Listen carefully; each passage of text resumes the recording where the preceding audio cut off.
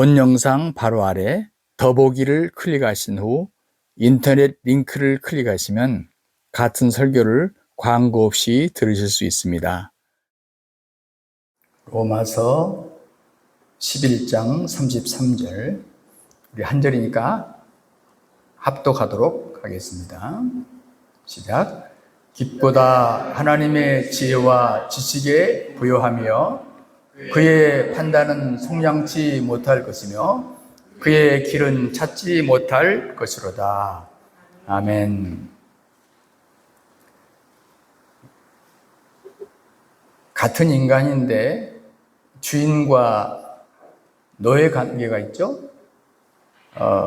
역사적으로 지금도 아마 그런 관계가 있는 걸로 압니다만 참 비극이죠. 인간이 주인이 되고 노예가 된다는 건 비극이지만 또 현실은 그렇지 않은 것 같습니다.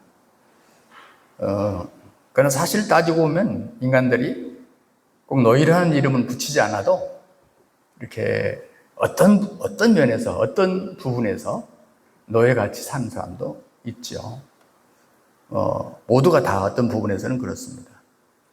그런데 그 노예가 주인으로부터 해방되려면 어떻게 하면 되는가? 전에 보면은 어떤 마음 착한 분들은 그 노예 그 값을 지불하고 그 노예를 해방시켜 주는 경우도 있었어요. 그래도 그 사람은 항상 노예 같은 마음으로 살겠죠. 그래서 또 한 가지 방법이 있습니다. 아주 가장 확실한 방법. 노예 신분에서 완전히 벗어날 수 있는 확실한 방법. 그 노예가 죽어버리는 겁니다. 노예가 죽으면 더 이상 누구도 그 시체를 노예 삼지는 않겠죠. 그러나 이건 현실적으로 있을 수 없는 일이죠. 그런데 성경에서는 더 비극적인 얘기가 뭐냐면 우리를 사탄이 노예로 부린다는 거예요. 특히 보이진 않지만 있는 것, 우리가 인정하는 거 있잖아요. 우리의 자아. 근데 우리의 자아가 하나님의 창조물이기 때문에 하나님에게 사용되는 게 아니고 또 아니면 우리가 자유스럽게 사용할 수 있는 게 아니고 많은 경우에 여러분 인정하지 않을 수 없는 게 뭔가 어떤 세력에 의해서 내 자아가 내 마음대로 살지 못한다는 걸 느낄 때가 많습니다. 성경에는 그 어떤 세력이 있는데 사탄 마귀가 우리의 자아를 노예로 부리고 있다. 이렇게 성경은 가르치죠. 그렇다면 우리가 언제 이 사탄 마귀의 궤계에서 이 선악에서 벗어날 수 있는가? 우리 몸은 겉으로는 자유입니다. 그러나 우리 속에 있는 자아는 자꾸 노예상 들어있는데 어떻게 벗어날 수 있는가? 어떻게 값을 치를 수 있는가? 그래서 사도 바울은 사탄의 노예가 된 자아를 그리스도께서 함께 십자가에 못 박았다 이런 표현을 합니다. 정말 이것은 우리가 머리로 이해할 수 있는 부분이 아니어서 설명 자체도 사실은 불가능합니다. 자, 우리 하나님께서 우리를 구원하시기 위하여 우리를 자유케 하시기 위하여 진리가 너희를 자유케 하리라. 우리를 진정 자유를 주기 위해서 한 방법을 사용하셨는데 그것은 뭐냐면 예수님을 죽이셨다는 거예요. 그런데 그 예수님을 죽일 때 혼자 죽은 게 아니라 우리를 끌어안고 죽었다는 거예요. 이게 놀라운 사도 바울이 십자가 사건을 해석하는 아주 특이한 해석법입니다. 예수님이 혼자 십자가에 죽은 게 아니라 자기 택한 백성들, 우리, 멀리 볼 것 없어요. 우리를 함께 2000년 전에, 우리는 태어나지도 않았는데 2000년 전에 나를 안고 함께 십자가에 죽으셨다. 그래서 사도 바울이 특이한 그런 표현을 쓰는 거예요. 그리스도의 십자가의 죽음. 사실 십자가의 죽음은 저주의 상징이기 때문에 우리가 인상을 찌푸려야 되고 아니면 고개를 돌려야 되고 눈을 뻥 감아야 되는데도 우리는 십자가를 찬양하라. 우리가 얼마나 많이 찬송합니까? 그 이유는 다른 데 있는 게 아니에요. 바로 그 십자가의 죽음 속에는 영원히 사탄의 노예로 살 수밖에 없는 우리들의 죽음이 포함되어 있기 때문에 십자가를 찬양하는 겁니다. 그 외에는 십자가를 찬양할 이유가 없습니다. 그러므로 예수의 십자가를 우리가 깊이 묵상해 보면 죄의 심판으로부터만 해방되는 게 아니라 죄의 능력으로부터도 해방이 됩니다. 그러니까 우리는 예수의 십자가를 믿는 사람들은 그 십자가를 통해서 우리 죄가 다 예수님이 대신 십자가로 심판을 받으셨고, 그래서 우리는 더 이상 그 심판에 해당되지 않는다라고 우리가 늘 감사하잖아요. 그런데 그걸로 끝나는 게 아니라 우리가 죄를 지을 수밖에 없는 그 우리의 자아, 그리고 그 성품까지라도 그분이 함께 십자가에 지셨다. 어려운 얘기 아닙니까? 현실과 너무 동떨어진 것 같은 얘기 아닙니까? 그러나 저는 성경을 얘기합니다. 용서의 십자가보다도 훨씬 더 놀라운 십자가. 그것은 하나님의 능력, 복음의 능력, 그 속에 들어있는 어마어마한 보화가 그 십자가 속에 들어있다는 것이거든요. 우리가 이제 이 부분을 제대로 이해하지 못하기 때문에 그 십자가의 능력을 우리 경험하지 못하는 거라. 그러니까 십자가의 은혜를 입고 감격도 하고 감사도 하고 찬양도 하면서도 실제로 우리의 삶의 현장에서는 그 십자가의 능력을 100% 적용하지 못하고 살고 있는 부분이 있습니다. 여러분, 우리 몸에 있는 사탄의 권세, 죄의 힘, 죄의 지배, 얼마나 무섭습니까? 우리들이 마음대로 못하지 않습니까? 그런데 놀라운 기쁜 소식은 뭐냐? 그 모든 죄의 지배로부터 자유하게 될 수 있다. 그건 뭐냐? 오히려 우리 속에서 생수가 솟아날 수 있다. 사랑이 넘쳐날 수 있다. 그게 뭐냐? 바로 십자가의 능력이래요. 이게 무슨 얘기입니까? 우리는 오늘 이 말씀을 의문을 갖고 이 말씀을 같이 좀 생각을 해야 됩니다. 사실 실제로 우리가 이 십자가 은혜를 제대로 이해할 때 우리들의 인간관계도 달라질 뿐만 아니라 실제로 교회도 새롭게 됩니다. 우리의 삶이 원래 하나님께서 지으셨던 그 에덴의 삶으로 회복이 되고 천국의 삶으로 회복이 됩니다. 그러나 우리가 이렇게 배후에서 안 좋게 역사하는, 반대로 역사하는 이 사탄의 세력을 이기지 못하면 절대 회복이 없어요. 우리 몸 안에는 여러분 만유 인력의 그 힘보다 더 강한 사탄의 힘, 그 권세가 작동합니다. 이걸 어떻게 해방할 수 있느냐? 이걸 성경은 우리에게 가르쳐 주는 거예요. 유일하게 성경만이 이 방법을 가르쳐 줍니다. 세상의 모든 종교는 자기 방식으로 이 나름대로를 뭔가를 알았어요. 그래서 자기를 이겨야 된다. 그리고 어떻게 노력해야 된다. 어떻게 수행해야 된다. 수련해야 된다. 엄청 많이 얘기합니다. 그런데 그건 해결점이 없습니다. 궁극적으로 어느 누구도 그걸 성공한 사람이 없어요. 성경만이 그걸 가르쳐 줍니다. 이것을 로마서 7장에서는 좀 다른 방식으로 설명하는데 사실 이제 율법을 설명하면서 얘기를 합니다. 여기는 사탄이라는 말을 하지 않아요. 율법이라는 말로 해요. 그러나 왜 제가 로마서 7장에 율법이라는 것을 설명할 때 남편과 아내로 설명을 하는데 왜 갑자기 사탄 얘기를 하다가 율법으로 가느냐면 율법 자체는 절대 죄도 아니고 율법 자체가 더러운 것도 아니고 율법은 선한 것이고 하나님의 성품을 반영하는 것이에요. 완벽한 것이죠. 그렇지만은 그 율법이 선한 목적으로 사용될 때는 선인데 사탄들은 그것을 악한 목적으로 사용해요. 우리에게 예를 들자면 죄책감을 준다 할지 우리를 고발한다 할지 우리 속에 한다 할지 이렇게 사용을 해요. 그러면 똑같은 것도 그것이 안 좋은 것이 되어버리는 거예요. 그 배후에 사탄이 있어버리는 거예요. 역사하는 거예요. 여러분 돈이라는 것은 중립 아닙니까? 돈은 나쁘지도 않고 좋지도 않아요. 그러나 선하게 쓰면 그것은 선이지만 돈을 악하게 쓰면 돈은 뭐예요? 무지무지하게 무서운 악덩어리가 돼요. 사탄 덩어리가 되는 거예요. 이 원리 여러분 이해하시면 되겠어요? 자, 그런데 이 율법을 남편과 아내로 비유를 하는데 우리가 어떤 한 교수하고 총각이 결혼을 한 거예요. 그런데 아주 좋은 남편인 줄 알았어. 그럼 결혼을 해서 살다 보니까는요 아주 못된 남자인 거야. 여자를 아주 사람같이 대접을 하지 않고 인격적인 대접을 하지 않고 그렇게 부려먹고 힘들게 하는 거예요. 노예보다 더 하는 거예요. 얼마나 벗어나고 싶겠어요? 벗어날 길이 없어요. 왜? 이미 결혼했기 때문에. 그게 이제 로마 7장이 이 율법이라는 것을 그 못된 남편의 아내와의 관계에서 설명을 하는데 그 여인이 벗어날 길은 그 방법이 없대요. 죽으면 된대요. 여자가 죽으면 그 남편에게 해방될 수 있대요. 이런 말도 안 되는 얘기가 어디 있어요. 근데 바울은 이렇게 비유를 해요.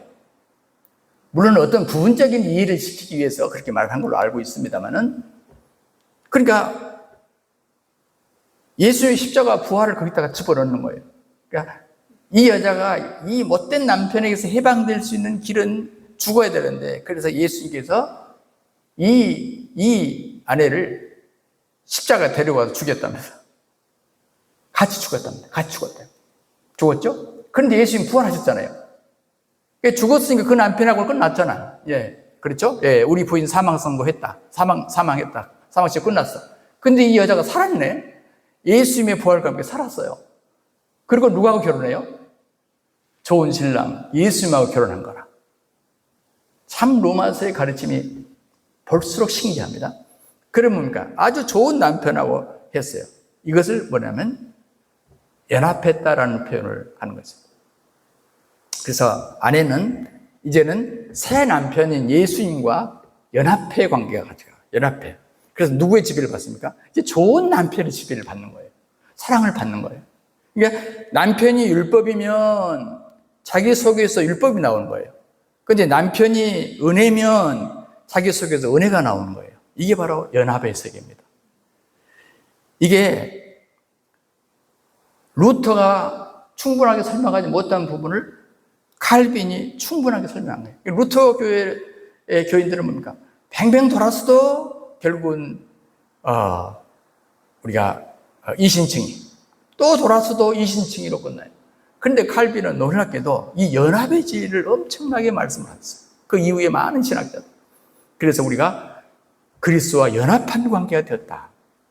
우리가 알아야 할 것은요, 하나님께서 우리에게 독생자를 주셨잖아요.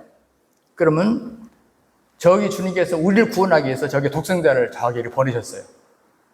세상을 사랑하셔서 독생자를 보내셨어요. 그래서 그 독생자께서 대신 죽으심으로 우리를 구원하셨어요. 이것이 루터교예요.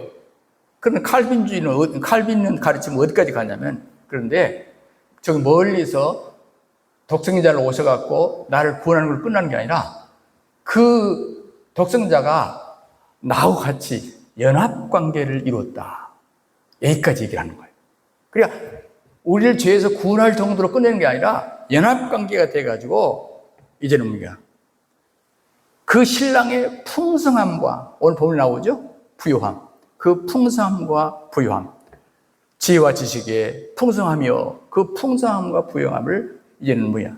마음껏 그 신랑과 더불어 누릴 수 있게 했다. 여기까지 가는 것입니다. 얼마나 감사한 거예요. 루터교와 장로교의 차이점은 이렇게 차이가 납니다.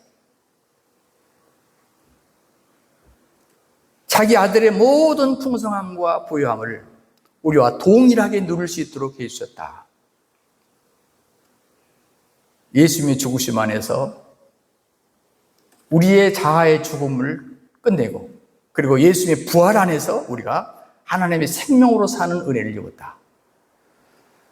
그리고 예수님의 성천과 연합, 이제 앉히셨다는 말이 나오거든요. 하늘에 앉히셨다. 성천과 연합을 통해서 왕자에 앉히시면 어떻게 돼요? 왕으로서 지배하고 다스리는 거거든. 이제 앉히심으로 우리가 세상을 다스릴 수 있는 단계까지 이르렀다. 이게 사도 바울의 가르침인 것입니다. 근데 이게 뭐냐면, 우리가 노력해가지고 얻은 것 같으면 은혜라는 말을 못 붙여요. 그런데 공짜로 거저 주셨다. 그러니까 우리로서는 사실 이 부분에서 할 일이 없어요. 그냥 복음이 성령에 의해서 들려지고 알아지고 믿어지면 자동으로 경험되는 세계예요. 자, 오늘 보면 다시 보세요. 그래서 뭐라고 말합니까? 아주 감격적인 얘기를 하는 거예요. 깊도다 하나님의 지혜와 지식에 부요하며, 하나님의 지혜와 지식에 부요하며 그의 판단은 측량하지 못할 것이고 그의 길은 찾지 못할 것이다. 어마어마한 세계라고. 감격하고 있는 것을 보게 됩니다. 그래서 오늘 이제 바로 지혜와 지식에 부여하며, 자, 여기서 말한 지혜와 지식은 사람이 생각해서 배우는 지혜와 지식을 말하는 게 아니에요. 이 단어의 개념은 그 정도가 아닙니다. 신령한 지혜와 지식이요. 지금 제가 설명했던 이 통틀어서 어마어마한 이 신비한 이 비밀, 이 깊도다. 이것이 정말 깊어요. 저도 100% 이해 못하겠어요. 그건 어쨌든, 자, 그 지혜와 지식에 부여함에 관해서 오늘 말씀드리려고 하는데, 맨 먼저 사탄이요, 이 풍성함, 이 복음의 부여함을 자꾸 축소시켜요. 우리가 이해 못하도록 자꾸 축소시켜요. 두 번째, 그렇지만 성경을 봐라. 성경을 보면 그리스도를 통해서 이 풍요함, 이 부여함의 복음을 담고 있다. 성경이 뭐라고 말하느냐가 중요하다.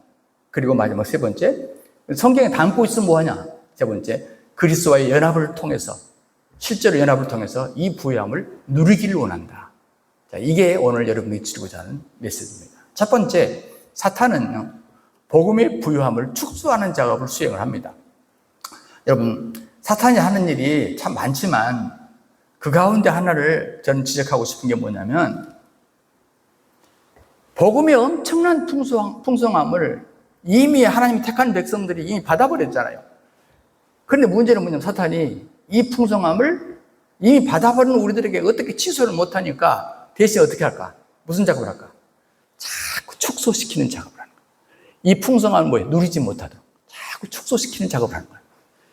그러니까 자, 예수님이 십자가에 못 박혀 죽으셨습니다. 그건 우리를 대신한 십자가입니다. 자, 여기까지는 얘기해줘. 거기까지 믿어라 이거야. 거기까지 믿어라. 그러나 다시 말해 우리 죄를 용서하신 십자가, 이 정도까지 해. 그런데 그 주님이 오신 것은 생명을 얻게 하되 풍성함을 얻게 하려 함이라. 자, 이 말씀에 두 가지가 나오잖아요.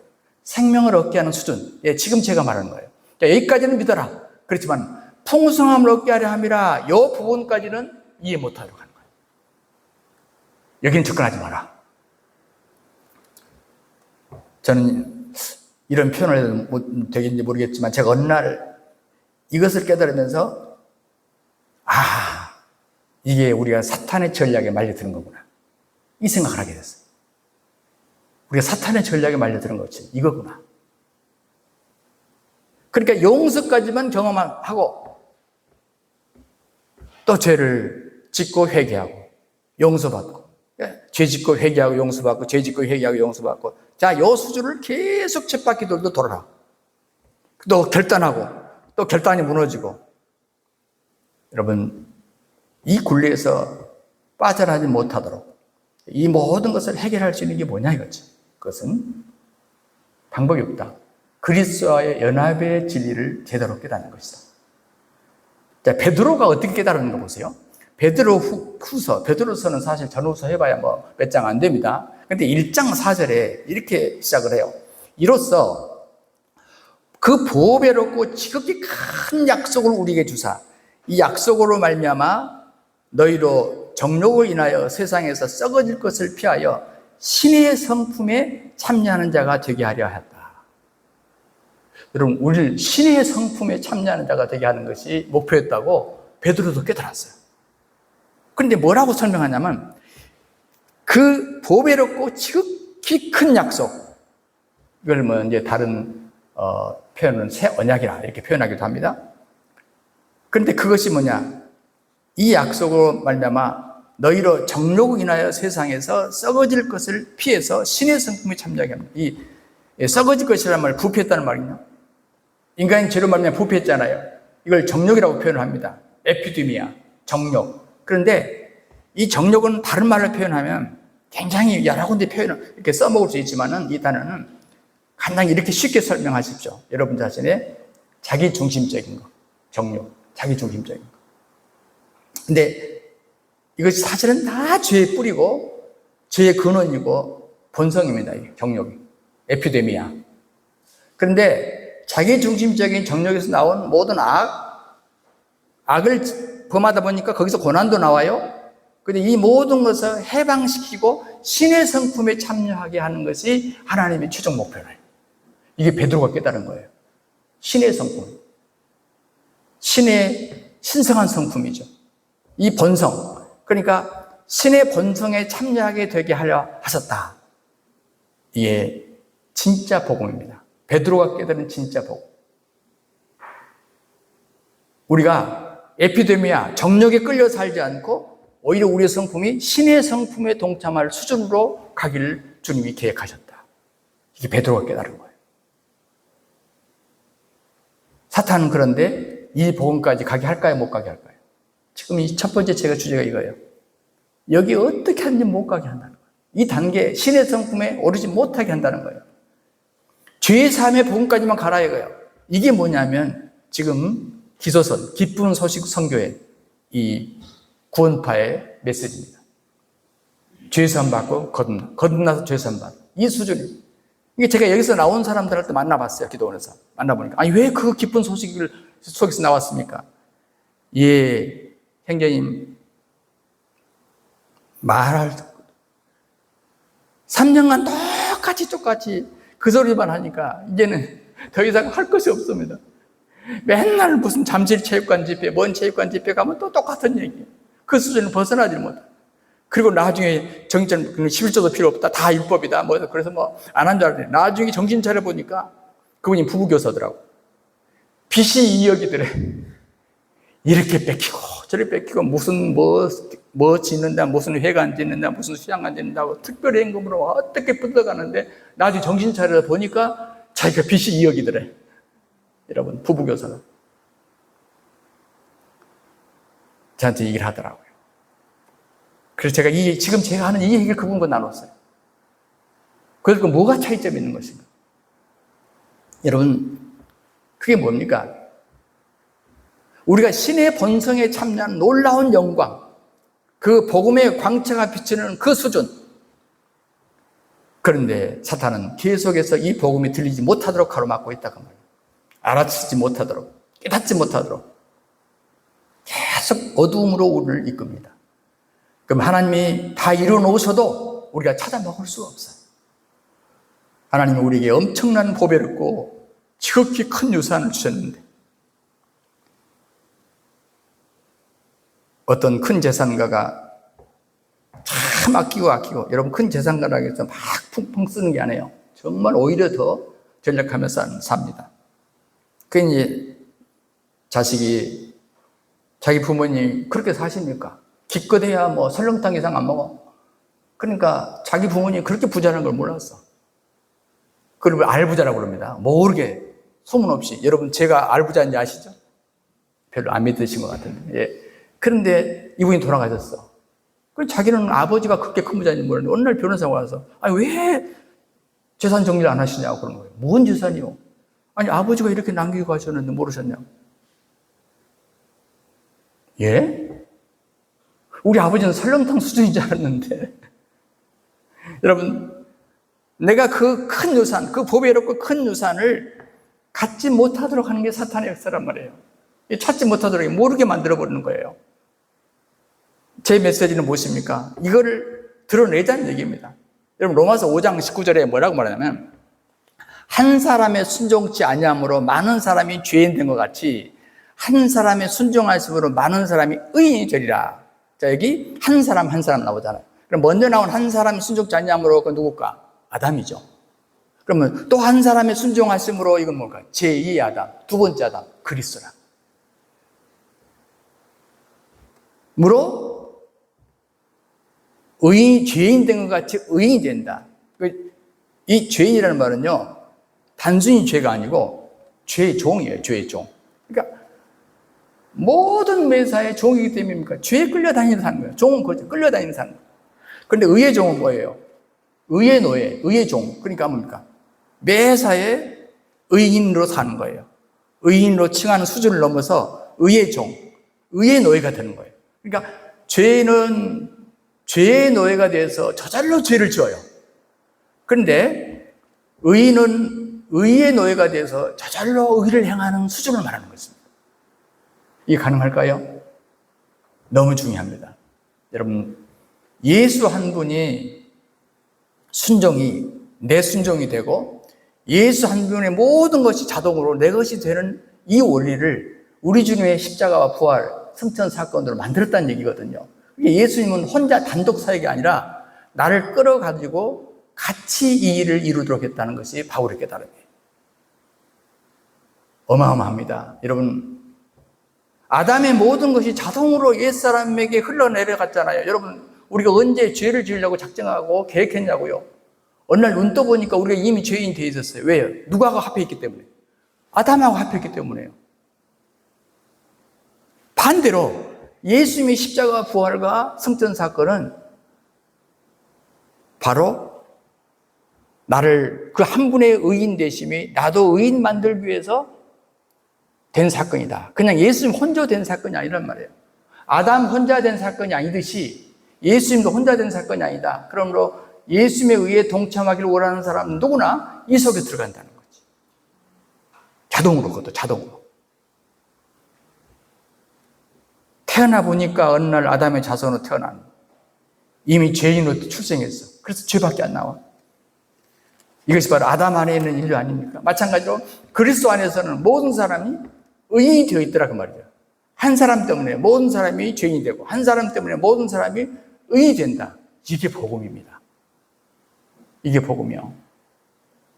하나님께서는 대표자를 통해서 일한다는 얘기 아닙니까? 대표 단수. 그러니까 이것이 연합의 비밀입니다. 아담에게, 한 사람에게 대표, 연합된 사람은 아담으로 살아. 그런데 그리스도와 연합된 사람은 어떻게 살겠습니까? 그리스도로 살아.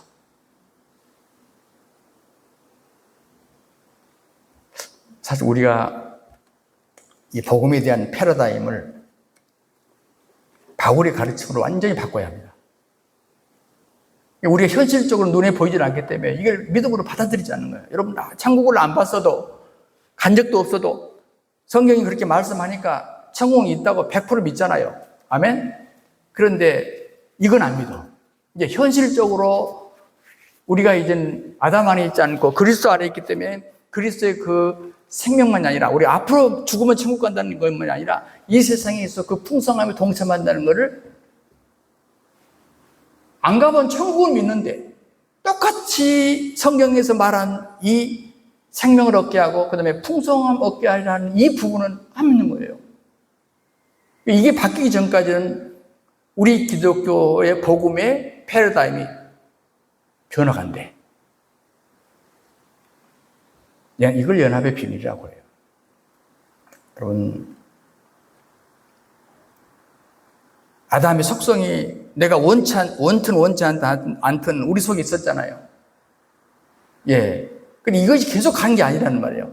예수님이 오심으로, 예수님이 오신 사건은 이걸 완전히 깨고 새로운 생명길을 우리에게 보여준 거 아닙니까? 근데 그것이 뭐냐? 우리를 의인이라고 선포하는 거예요. 여러분, 우리는 아담과 연합된 옛사람이 죽고 그리스도와 연합된 새 사람으로 2000년 전에 새로운 피조물이 되었다. 성경은 과거성으로 계속 얘기를 합니다. 그렇기 때문에 이 일에 관해서 우리가 사실은 우리가 할 일은 없어요. 주님이 하신 일이기 때문에 듣고 믿으면 돼요. 이것이 로마서 바울이 5장 17절에서 한 얘기예요. 한 사람의 범죄함을 인하여, 여기 한 사람 누구겠어요? 아담이죠? 사망이 그 한 사람을 말미암아 왕노릇하였은즉, 왕노릇한단 말은 지배한다는 말이에요. 예, 지배한다.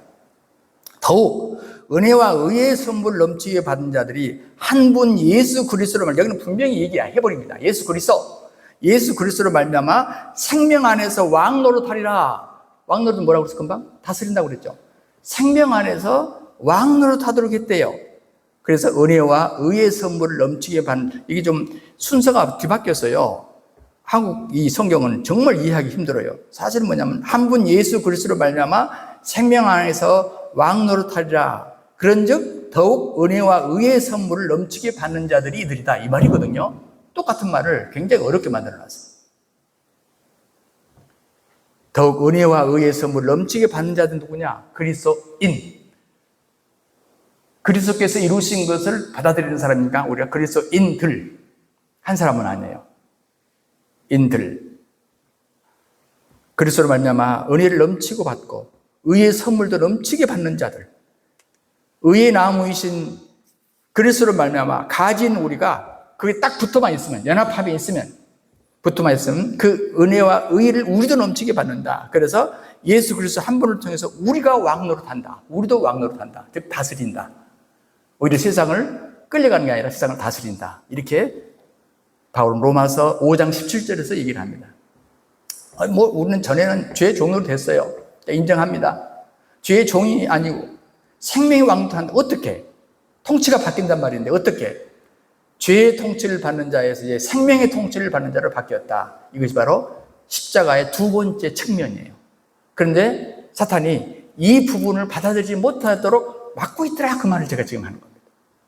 이 부분을 받아들이지 못하도록. 연합해서 죄의 노예됨에서 해방되어서 하나님의 생명으로 사는 존재로 우리를 바꾸고, 즉 왕노릇 하도록 해줬는데 이걸 받아들이지 말라 그 말이에요. 이게 마귀의 말이에요. 저는 이제 마귀의 말하고 반대로 해야 돼. 이걸 받아들여야 됩니다. 이거 믿음으로 받아들여야 됩니다. 그 말이에요. 자, 창세기에서 생육하고 번성하여 땅에 충만하라. 땅의 모든 것을 정복하고 다스리자 그랬잖아요. 이걸 우리가 일명 성경신학에서 문화 명령이라고 그래요. 그런데 이것은 원래 명령이에요. 하나님께서 원래 타락하기 전에 인간에게 주신 거. 근데 뭐냐? 이게 회복할 길이 없었잖아요. 타락한 이후에. 근데 회복할 유일한 길을 주신 게 뭡니까? 예수 그리스도. 바로 그 예수 그리스도를 통해서 회복할 길을 내셨는데 방법은 뭐냐? 예수님과 연합하는 것이다. 자, 예수님은 시기적으로도 2000년 전이에요. 십자가 사건이. 그죠? 그러므로 지금 현재는 우리 몸뚱아리로 연합할 수 있어요? 없어요? 안 되잖아요. 시기적으로도 안 되고 현실적으로도 안 맞아요. 어떻게 두 몸이 연합이 됩니까? 자, 우리의 정신의 세계, 우리 혼의 세계 연합이 됩니까? 안 됩니까? 이것도 시기적으로도 안 맞아요. 그런데 유일하게 2000년이나 지금이나 시공간을 초월할 수 있는 게 있어요. 그게 뭐예요? 1000년이 하루 같고 하루가 1000년 같은 게 있어요. 이게 영의 세계입니다. 우리 인간이 육체만 갖고 있는 게 아니라고요. 영을 갖고 있단 말이죠. 영을. 바로 여러분이 조금 이해를 쉽게 하기 위해서 하는 말이에요. 우리의 몸과 혼은 아직도 더럽잖아요. 그렇지만 우리 주님과 시공간을 초월해서 예수님의 십자가와 부활을 연합할 수 있는 유일한 길은 영밖에 없어요. 그러면 우리 영부터 연합이 된 겁니다. 좀 어렵습니까? 자, 여러분이 2000년 전에 십자가에 죽으신 예수님하고 그 십자가가 여러분을 죄에서 구원한다는 말이 논리적으로 맞는 얘기입니까? 시간적으로 안 맞는데? 내 눈앞에서 예수님이 십자가, 나 너를 위해 죽노라, 다 이루었다 하고 말하면 혹시라도 우리가 받아들일 수 있겠어요. 내가 직접 봤거든. 그건 2000년 전이에요. 그런데 왜 오늘 우리하고 상관이 되는 겁니까? 영적이기 때문에 시간이 실제로 우리 예수님은 2000년 전에 십자가에 죽은 것이 역사적인 사건이지만 지금 현재 내 앞에서 주님은 십자가에 죽으신 겁니다. 지금 현재. 이게 우리 기독교 안에서만 있는 진리이기 때문에 세상의 종교적인 사상으로 물든 우리의 머리 구조를 갖고 있는 우리 입장에서는 정말 받아들이기 쉽지 않은 부분이라고 저는 알고 있어요. 그래서 우리 기쁜 소식입니다. 거룩하신 분과 지금 현재 이미 연합해 있는 상태. 거룩하신 분과 연합됐기 때문에 나도 거룩하구나. 여러분, 구약적인 개념으로서는요, 거룩한 것하고 속된 것이 딱 붙으잖아요. 거룩해질까요? 속될까요? 속돼버려요. 그러니까 얼마나 제사장들은요, 부정한 것을 안 만지려고요. 시체도 안 만져요. 얼마나 조심하지 몰라요. 왜? 부정한 것을 만지는 순간 부정한 것이 오염돼 버리기 때문에 그랬대요. 구약의 개념이에요. 그런데 놀라운 것은 신약시대에 와서 예수님께서 이루신 것은 속된 것과 거룩한 것이 합해지잖아요. 이렇게 만지잖아요. 그럼 어떻게 될까요? 거룩해져 버려요. 거룩해져 버려요. 그러니까 우리 같은 죄인이, 여러분 인정하시죠? 우리 같은 죄성을 갖고 있는 죄인이 예수님과 하나가 돼 연합돼 버리니까 예수님이 부정해질까요? 우리가 깨끗해질까요? 여기서 답을 잘 못하시는 거예요. 여러분, 내가 그래서 성경에서 성도라고 말하는 63번 나온다고 그랬잖아요. 우리를 성도라고 부른다고. 우리를 성도라고.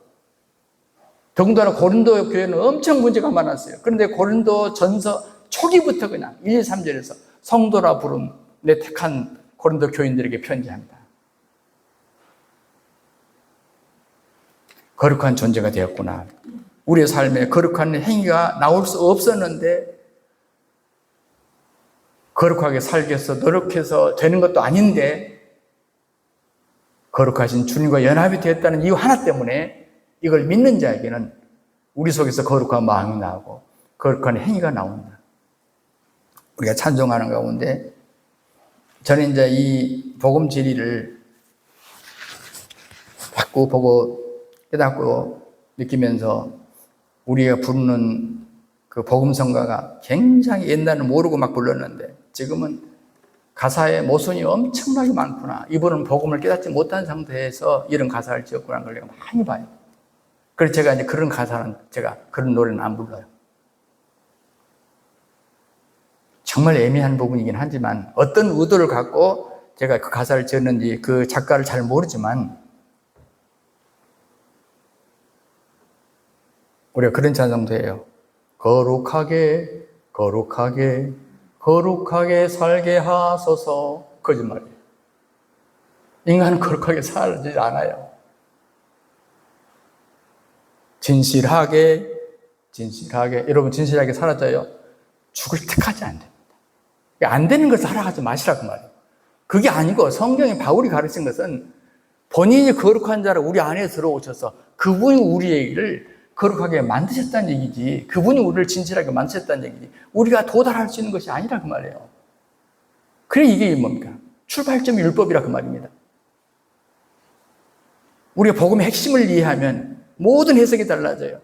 그래서 저는 찬송가를 볼 때마다 감격하고 감동하는 것이 뭐냐면, 와, 이 찬송가를 지으신 그 작가가 이 단계를 이해했네. 그리고 이 가사를 지으셨네. 그걸 많이 느끼고 감격해요. 그러니까 가사 자체도 감격하지만 이 작가가 누군지는 모르겠지만 이분이 이 복음의 세계에 들어가서 이 가사를 지으셨네.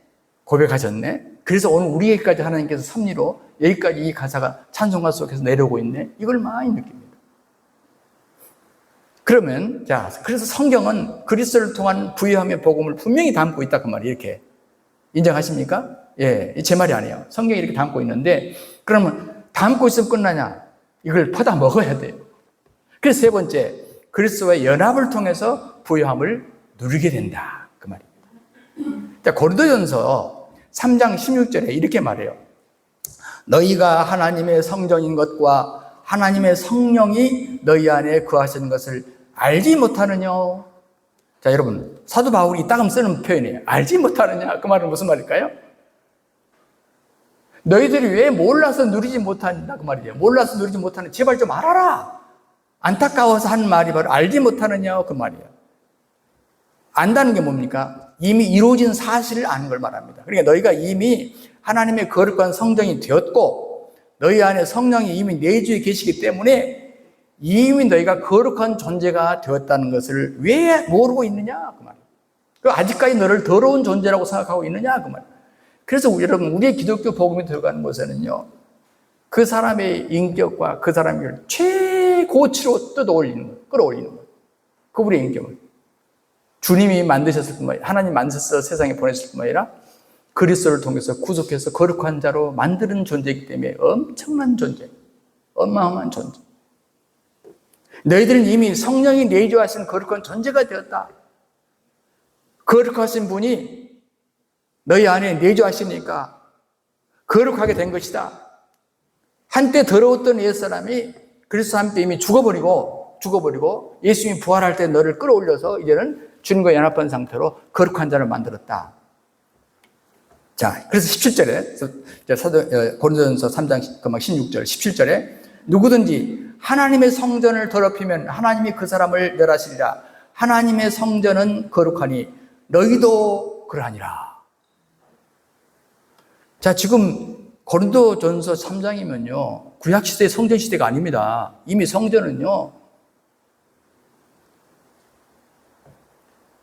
이미 다 파괴돼 버렸어요. 없습니다. 건물 성전은 없다니까요. 지금 여기서 말하는 거예요. 하나님의 성전을 더럽히면 우리가 성전인데 그 사람을 멸하실 것이다. 너희가 거룩해야 된대요. 그러니까 하나님의 성전은 거룩하니 너희도 그러하니라. 누군지 하나님의 성전을 더럽히면 하나님이 그 사람을 멸할 것이다. 이 말은 우리가 깨끗하게 성전을 유지해야 거룩한 성전이 되는 것이 아니고 우리는 이미 성령이 우리 안에 거하시는 거룩한 성전이 되었다. 이 얘기인 것입니다. 그래서 하나님의 성전은 거룩하니 우리도 거룩하다. 그 뜻이에요.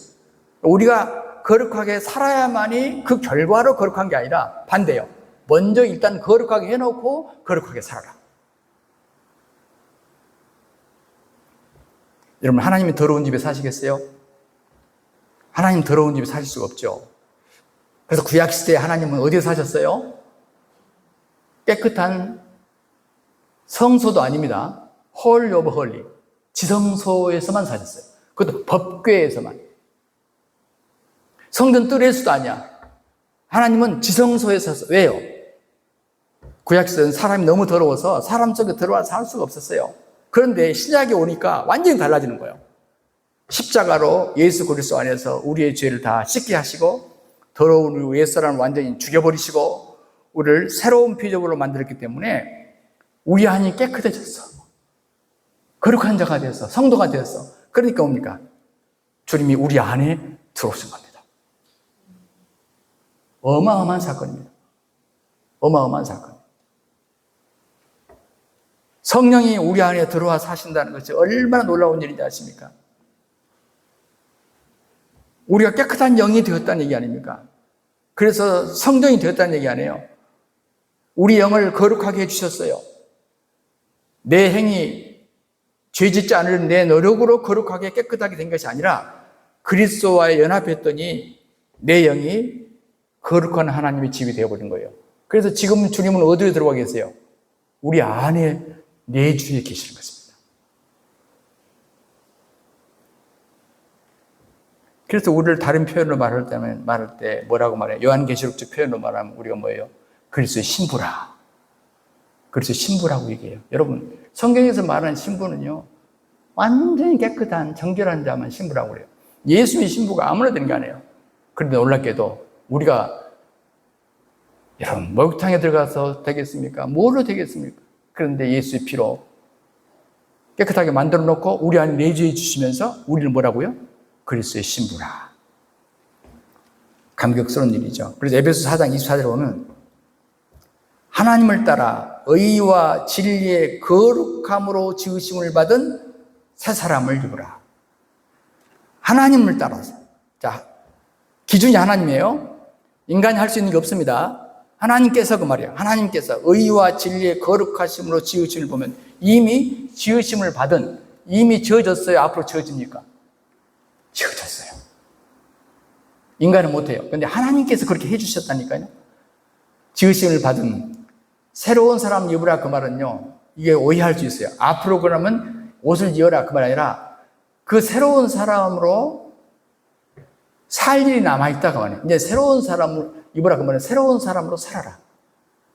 새로운 사람이 무엇입니까? 의로운 사람이고 거룩한 사람입니다.